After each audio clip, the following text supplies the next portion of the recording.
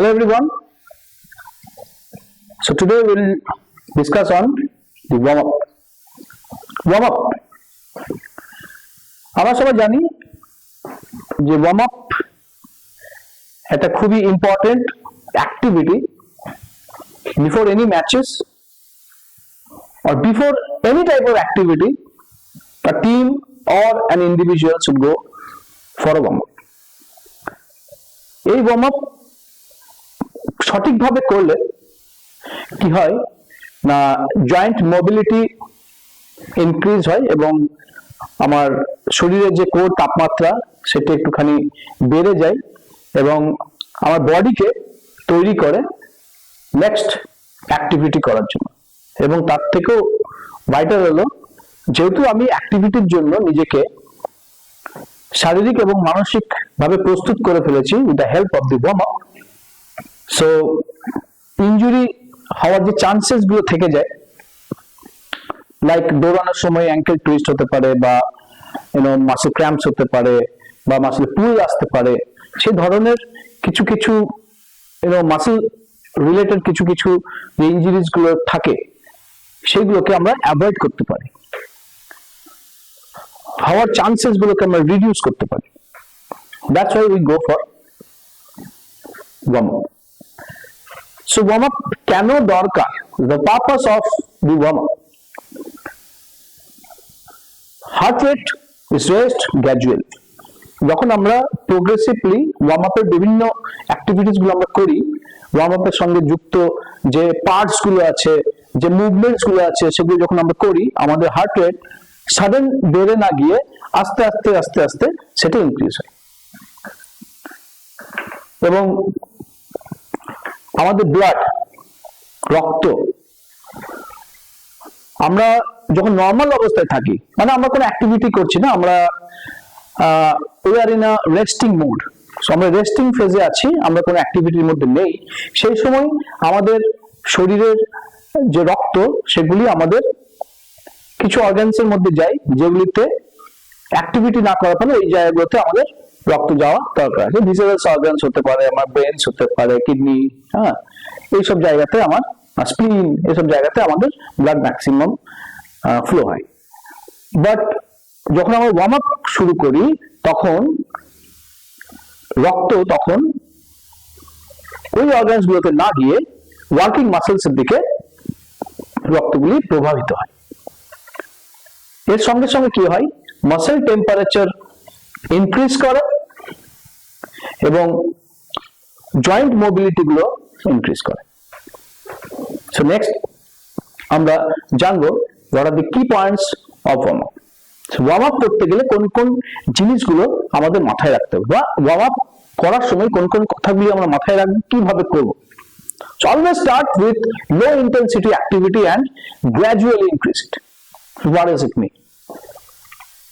So আমরা যখন coaching সেশনে থাকবো, আমরা আমাদের অ্যাথলিটদেরকে যখন আমরা ওয়ার্ম আপ করাবো তখন আমরা তাদেরকে লো ইন্টেন্সিটিতে আমরা অ্যাক্টিভিটি শুরু করাবো এবং আস্তে আস্তে সেটিকে আমরা ইনক্রিজ করাবো। ফর এক্সাম্পল, আমরা প্রথমে বললাম যে একদম নর্মাল অবস্থায় জগিং করো। সো ফর সে 10% আমরা লোড দিয়ে জগিং করো। সো 20 মিটার আমরা একটা ডিস্টেন্স করে দিলাম। সো উইদিন দ্যাট 20 মিটার তারা 10% তারা ইনক্রিজ করে, লোড ইনক্রিজ করে তারা 20 মিটার কভার করলো, আবার ব্যাক করে 20 মিটার কভার করলো। এটা হয়তো আমরা 3-4 বার করতে পারি।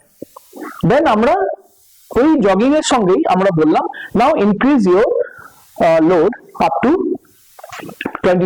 25% or 40%। তো তখন ওই যে আমি যে ক্যাপাসিটিটা বললাম সেই ক্যাপাসিটি অনুযায়ী তারা একটুখানি স্পিডটা আরো বাড়িয়ে দিল, আবার তারা ব্যাক করে এলো, আবার একটু পরে আমি বললাম 60%-এ তোমরা একটু দৌড়াও। দেন আমরা বললাম 75%-এ দৌড়াও, তারপর আমরা বললাম 80%-এ দৌড়াও, দেন আমরা হয়তো বললাম 100%-এ দৌড়াও। তো এই যে আমি গ্র্যাজুয়ালি লো ইন্টেন্সিটি থেকে আমরা ইনক্রিজ করলাম আপ টু দি ম্যাক্সিমাম পয়েন্টে, হ্যাঁ, দিস কল্ড লো ইন্টেন্সিটি থেকে আমরা গ্র্যাজুয়ালি এটাকে ইনক্রিজ করছি with the help of the jogging. আবার start with general activities and then move to specific activities. So আমরা কি general activities করতে পারি,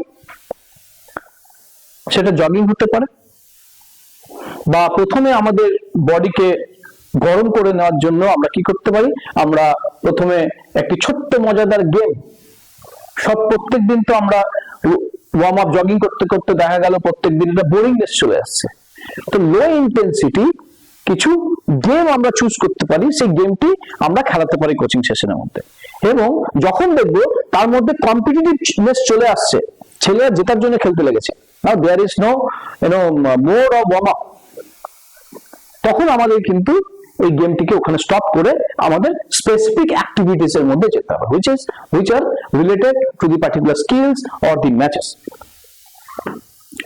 আমাদের ডিউরেশনটাকে ফ্লেক্সিবল রাখতে হবে, longer in cold weather and shorter in hot.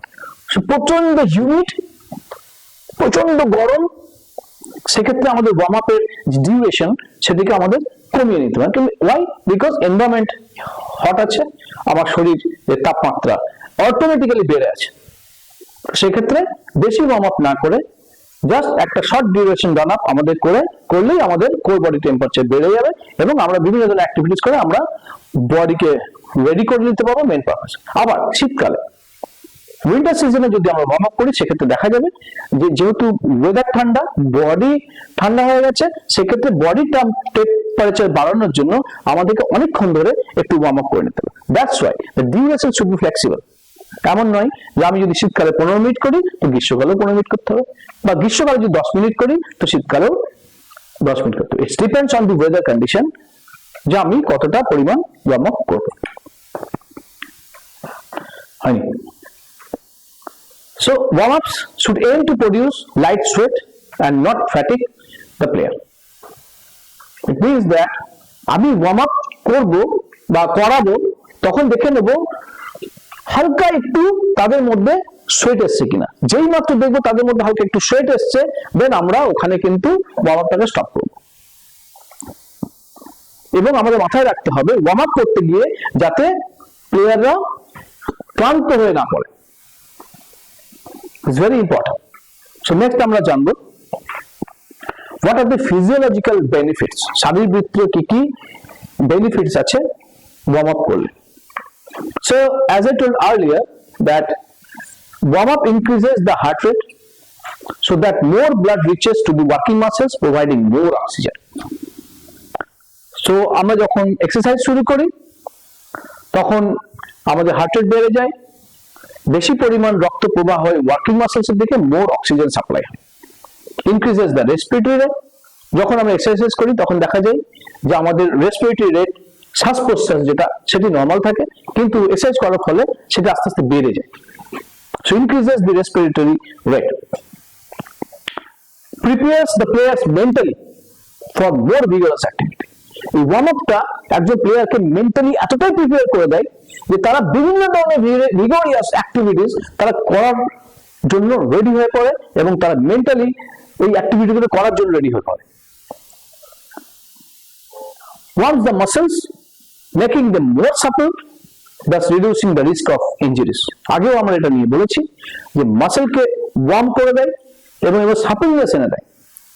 এর ফলে কি হয়, বিভিন্ন ধরনের অ্যাক্টিভিটি করতে করতে মাসেলস রিলেটেড যে ধরনের ইনজুরি হওয়ার সম্ভাবনা থাকে সেগুলো কমে যায়। আমরা অ্যাভয়েড করতে পারি, আমরা রিডিউস করতে পারি।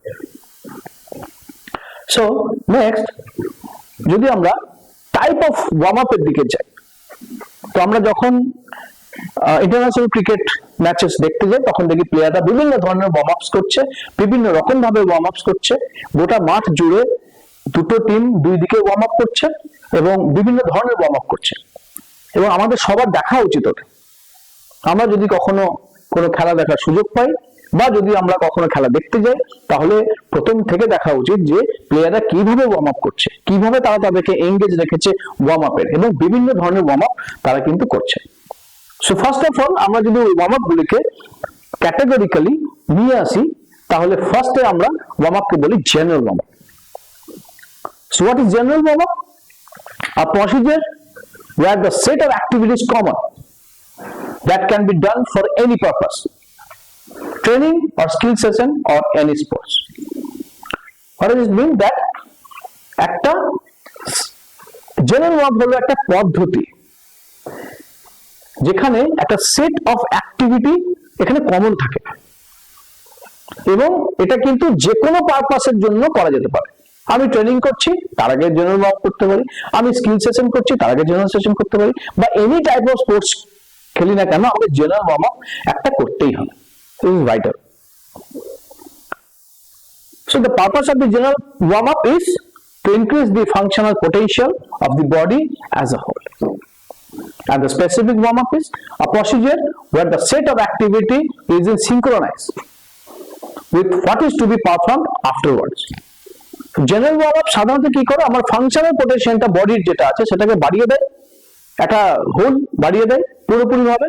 আর স্পেসিফিক ওয়ার্ম আপ কি করছে না, আমি স্পেসিফিক অ্যাক্টিভিটিস যেগুলো করবো which is related to the skills, warm up এর পরে যে ধরনের অ্যাক্টিভিটি গুলো আসতে চলেছে সেইগুলিকে ঠিকঠাক রেডি করে নেওয়ার জন্য কিছু স্পেসিফিক ওয়ার্ম আপ করে থাকে। So the purpose of specific warm up is to establish the optimal relationship between the forthcoming movements of the activity. So এটা পারপাসই হলো তাই যে forthcoming যে অ্যাক্টিভিটিস গুলো আছে, ফার্স্টে আমি স্পেসিফিক ওয়ার্ম আপে আমি এমন একটি মুভমেন্ট করতে চলেছি, ফার্স্টে আমি সুইপ শট করতে চলেছি। তো আমি হয়তো ম্যাচে আমি সুইপ শট বেশি ইউজ করব। So I like to play sweep shot or I like to play pool shot. So আমার স্ট্রং পয়েন্ট হচ্ছে পুল শট। তো আমি এই ধরনের কিছু স্পেসিফিক ওয়ার্ম আপ আমি করে নিতে পারি। ফর এক্সাম্পল, আমার কাছে মেডিসিন বল থাকতে পারে, এই মেডিসিন বল নিয়ে আমি সুইপ শটের মতো দুটি পার্টিকে আমি বেন্ড করে আমি সুইপ শটের মতো করে আমি ওটাকে প্র্যাকটিস করতে পারি। অর হাতে একটা মেডিসিন বল নিয়ে আমি পুল শটের মতো বডিটাকে মুভমেন্ট করতে পারি, বা দুটি ব্যাট নিয়ে আমি পুল শটের মতো প্র্যাকটিস করতে পারি। Why it is required? Because pool shot মারার সময় যে মাসেলস গুলো আমার ইনভলভ থাকে, আমি যদি একটু ভারী জিনিস নিয়ে ওই মেডিসিন বল হোক বা দুটো ব্যাট নিয়ে যদি আমি ওই মুভমেন্টস গুলো করি, তো আমার ওই মাসেলস গুলোর উপরে অ্যাক্টিভিটি হয়ে যাবে, যে মাসেলস গুলো ডাইরেক্টলি রিলেটেড থাকবে during the pool shot. Just an example, এটা যে স্পেসিফিক ওয়ার্ম আপে পারপাস কি এবং একটা এক্সাম্পল কি হতে পারে। সো এন্ড তারপর আমরা যেটা জানি সেটা হচ্ছে individual warm up. What is this? এখানে ইন্ডিভিজুয়াল কি করে সেট অফ অ্যাক্টিভিটি ও চুজ করে নেয়, not what the group does. মানে গ্রুপের মধ্যে একটা অ্যাক্টিভিটি সেটা নয়, কিন্তু প্লেয়ার নিজের মতো করে একটি সেট অফ অ্যাক্টিভিটিকে চুজ করে নেয়। Use mostly in individual sports and also in cricket. কিছু ইন্ডিভিজুয়াল স্পোর্টস এটা ইউজ হতে পারে, ফেন্সিং হতে পারে বা বক্সিং হতে পারে। এখানে বক্সার নিজের মতো করে কিছু সেট অফ ওয়ার্ম আপ ঠিক করে নেয় এবং ইন্ডিভিজুয়াল ওয়ার্ম আপ করতে লাগে। বা ক্রিকেট, যদি আমরা ক্রিকেট নিয়ে আলোচনা করছি, সো ক্রিকেটে আমরা দেখে থাকি যখন ইন্টারন্যাশনাল ম্যাচেস চলে তখন যে ওপেনার প্লেয়ার্স ব্যাটসম্যানরা থাকে তারা নেটে চলে যায়, তাদেরকে বিভিন্ন রকম ভাবে বল থ্রো করে এবং ব্যাটসম্যান ওই শটগুলিকে প্র্যাকটিস করে। Why? Because just after the warm up they have to come to the field for batting and the openers has to face the first ball or the first over. সে কারণের জন্য তারা নেটে গিয়ে তারা ওই ধরনের শটগুলিকে প্র্যাকটিস করে নেয়, যাতে ডিউরিং দি ম্যাচ তারা যাতে প্রথম থেকে নিজেদেরকে রেডি করে নিতে পারে। আবার দেখি যে ক্রিকেটের যে মেইন পিচ তার পাশে ফ্লেক্সিবল স্টাম্প লাগিয়ে পেস বোলারসরা কি করে না নিজের মতো বোলিং করে। তো স্টাম্প লাগানো থাকে, স্টাম্পের পিছনে উইকেট কিপারও থাকে, উইকেট কিপারও স্কিল হয়ে যাচ্ছে, তার সঙ্গে সঙ্গে বোলার কি করছে, বল করতে লাগছে। স্পেসিফিক ওয়ার্ম আপ এটা কিন্তু গ্রুপে করছে না, কেননা যে দুটি বোলার প্রথম ওপেন বল করবে তাদের বডি সেরকম ভাবে রেডি হয়ে না দরকার, সে কারণে তারা ইন্ডিভিজুয়াল ওয়ার্ম আপে তারা নিজেদের মতো করে ওই জায়গাতে তারা বল করছে। So these are the types of warm up. আমরা যদি মেথডস ব্যাপার পদ্ধতি তো joint mobilization using foam roller, আমরা ফোম রোলার দিয়ে হার্ড বলস দিয়ে মেডিসিন বলস দিয়ে আমরা কিছু রেঞ্জ অফ মোশন বাড়ানোর জন্য আমরা অ্যাক্টিভিটি করতে পারি। আমরা যদি সুপাইন পজিশনে বডিকে নিয়ে আসি, তো আমরা আমাদের পিঠের নিচে একটা মেডিসিন বল দিয়ে আমরা মেডিসিন বলটিকে আমরা রোল করতে পারি। রোল করার ফলে কি হবে, মেডিসিন বলটি আমার ব্যাক পিঠের মধ্যে রোল হবে এবং আমাদের ব্যাক মাসেলস গুলো কিন্তু ওখানে একটু মোবিলিটি পাবে। আর আমি মাটির মধ্যে বসে আমি থাইয়ের নিচে, হ্যামস্ট্রিং এর নিচে আমি একটি ফোম রোলার দিয়ে আমি ওখানে ফোম রোলারটা নিয়ে রোল করব, যাতে আমার হ্যামস্ট্রিং মাসেলসে একটা ভালো মোবিলাইজেশন করতে পারি। আমরা আমাদের আর্মসের উপরেও করি। Okay, so this are the joint mobilization exercises. তারপরে কি করতে হয়, আগে মোবিলাইজেশন এক্সারসাইজেস হয়ে গেল before starting the light jogging or general warm up. So joint mobilization হয়ে যাওয়ার পরে আমরা লাইট জগিং এ যাই। সো লাইট জগিং সাধারণত 3 থেকে 4 মিনিট স্ট্যান্ডস করে 20 মিটার ডিস্টেন্স করে নিলাম এবং তার মধ্যে আমরা 3 থেকে 5 মিনিটের মধ্যে আমরা একটু লাইট জগিং করে নিজেদের বডিকে তৈরি করে নিলাম। আর 3 থেকে 5 মিনিটের একটা লাইট ফান গেমস আমরা কিন্তু অর্গানাইজ করতে পারি এবং বাচ্চারা মাঠের মধ্যে ওই গেমটিকে খেলে তাদের জেনারেল বডি টেম্পারেচারটা বাড়িয়ে নেবে। ওয়াই? বিকজ তাদের নর্মাল যে কোর বডি টেম্পারেচারটা বাড়ানোর জন্য। এরপরেই আমাদেরকে ওটাকে স্টপ করে আমাদের ডাইনামিক মুভমেন্টস এ নিয়ে যেতে হবে। So movements made while on the move, আমরা মুভ করতে করতে যে ধরনের অ্যাক্টিভিটিস গুলো করে থাকি, মুভমেন্টস গুলো করতে থাকি, সেগুলোকে আমরা সাধারণত ডাইনামিক মুভমেন্টস বলে থাকি। এর মধ্যে কি হতে পারে, ওয়াকিং লাঞ্জিং হতে পারে, হাইনি হতে পারে, স্ট্রাইডস হতে পারে। আর ডাইনামিক স্ট্রেচেস এর মধ্যে কি হচ্ছে না, স্ট্রেচেস যে স্ট্রেচিং গুলোকে বডি পার্টস এর মোমেন্টাম কে ইউজ করে করা হয়। সো আমরা নি ক্যাচ করে আমরা উপর দিকে স্ট্রেচ করতে পারি, আমরা ডাইনামিক আমরা স্কোয়াট করতে পারি, আমরা স্পাইডারম্যান ওয়াক করতে পারি। So these are the stretches আমরা করতে পারি while we are going for the warm up. So these are the methods of warm up. আমাদের মনে রাখতে হবে যে এই মেথড গুলিকে পরপর যেভাবে আমরা বললাম ঠিক সেরকম ভাবেই আমরা প্র্যাকটিক্যাল ফিল্ডে কোচিং সেশনে আমরা নিজেদের নেক্সট সেশন শুরু করার আগে কিন্তু আমাদের এরকম ভাবে রেগুলার এই ওয়ার্ম আপটা করাতে হবে, because worm up is very vital. It prepares, আমরা আগেই বলেছি, it prepares mentally and physically your players যারা আমার মাঠে এসছে খেলতে, আমার কোচিং সেশনে এসছে খেলতে, প্র্যাকটিস করতে, তাদেরকে তৈরি করে নেওয়া। বিকজ এরপরে আমার একটা লম্বা ডিউরেশন চলবে কোচিং সেশনে,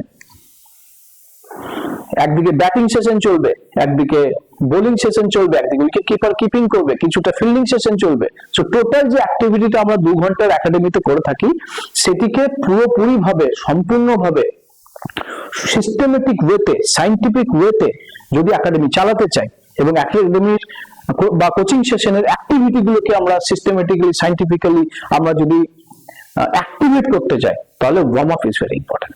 বাচ্চাদের ওয়ার্ম আপ করাতে হবে। একটা injury or mentally they are not ready, আমার কিন্তু ওই দিনের সেশনটা পুরো ডিস্টার্ব হয়ে যায়। আমরা ইনজুরি স্টপ করতে পারবো না, বাট চান্সেস অফ ইনজুরিকে কিভাবে রিডিউস করতে পারবো, and that is in our hand. So if we go for a particular good warm up, আমরা কিন্তু রিডিউস চান্সেসটা রিডিউস করতে পারবো। We can't stop, but we can reduce. Now warm up হয়ে গেল, আমরা আমাদের কোচিং সেশনের কোর অ্যাক্টিভিটিতে চলে এসেছি। আমাদের প্লেয়াররা পুরো কোর সেশনে কেউ নেটে ব্যাটিং করছে, কেউ নেটে বল করছে, একদিকে ফিল্ডিং সেশন চলছে, উইকেট কিপিং করছে, কেউ স্পেসিফিক স্কিলস প্র্যাকটিস করছে কোনো অ্যাসিস্ট্যান্ট কোচের আন্ডারে। সব সেশন হয়ে যাওয়ার পরে warm up core session complete হয়ে যাওয়ার পরে অবশ্যই আমাদের একটা ইম্পর্টেন্ট ফেজ প্লেয়ার্সদের করানো উচিত, that is called warm down. কখনো আমরা কুলিং ডাউন বলতে থাকি। সো ওয়ার্ম ডাউনটা কি না, আমরা ওয়ার্ম আপ করার পরে যে 2 ঘন্টা অ্যাক্টিভিটি করলাম, এই 2 ঘন্টাতে আমাদের শরীরের তাপমাত্রা কিন্তু বেড়ে আছে, তাদেরকে আস্তে আস্তে আবার আগের অবস্থায় ফিরিয়ে নিয়ে আসতে হবে, মানে নর্মাল কন্ডিশনে ফিরিয়ে নিয়ে আসতে হবে। So it's a gradual controlled reduction in intensity of activity after training or competition. Competition or training এর পরে আমাদেরকে ভালো একটা ওয়ার্ম ডাউন করতে হবে। Why? The purpose It safely decreases the heart rate. আস্তে আস্তে safely heart rate decrease করে।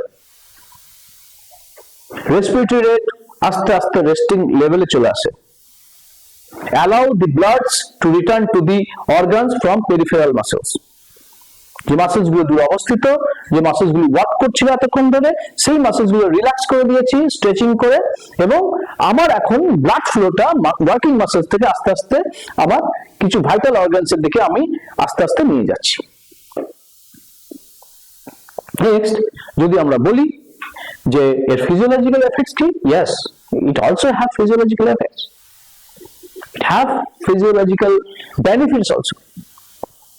It slowly sends blood back to the vital organs, যেটা আমি একটু আগে বললাম, ভাইটাল অর্গানস থেকে ব্লাডটিকে আবার আস্তে আস্তে আস্তে আস্তে ব্যাক করায়, এবং যে আমাদের লোয়ার এক্সট্রিমিটিস থেকে পায়ে, সাধারণত আমাদের লেগে ব্লাড পুলিং হওয়া থেকে রক্ষা করে।